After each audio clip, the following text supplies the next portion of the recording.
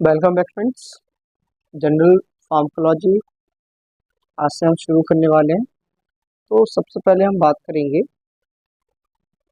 General pharmacology. Definition की हम बात करेंगे कि फार्माकोलॉजी बेसिकली होती क्या है।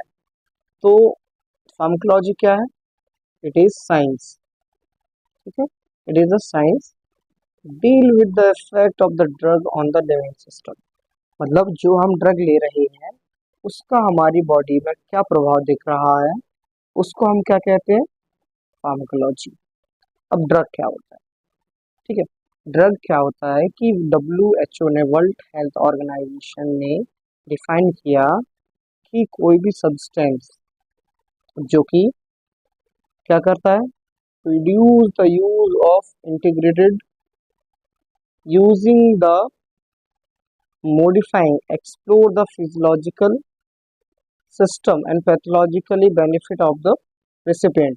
मतलब कोई भी ऐसा सब्सटेंस जो कि हमारी बॉडी में क्या दिखा रहा है, बेनिफिशियल इफेक्ट दिखा रहा है, जो पेशेंट ले रहा है ना, जो पेशेंट उसका इस्तेमाल कर रहा है ड्रग का, है ना, उसे हम क्या बोलते हैं? ड्रग कहते हैं। ठीक है, उसके बाद हम बात करें फार्माकोकाइनेटिक।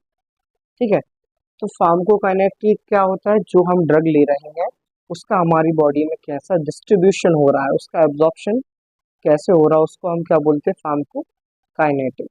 मतलब movement of drug with in the body. ठीक है, ड्रग लेने के बाद हमारी बॉडी में उसका कैसा मूवमेंट हो रहा है।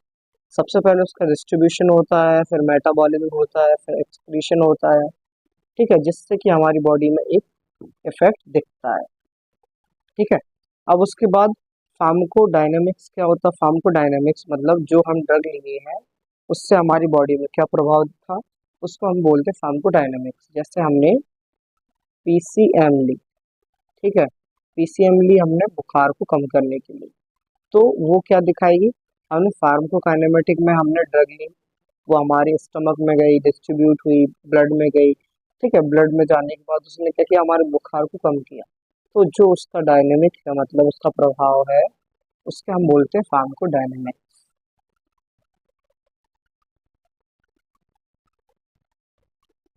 ठीक है, अब उसके हम बात करेंगे रूट।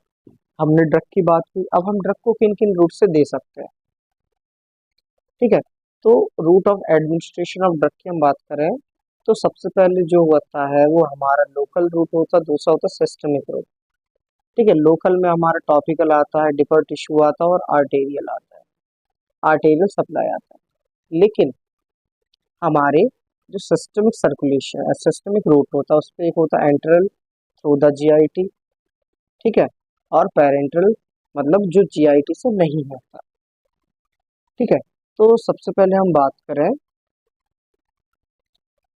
एंटेरल की, तो उस पर हमारा ओरल आता है, रेक्टल आता है, सबलिंगुअल आता है। ठीक है, यदि हम पेरेंटल की बात करें तो पेरेंटल में हमारे आते हैं,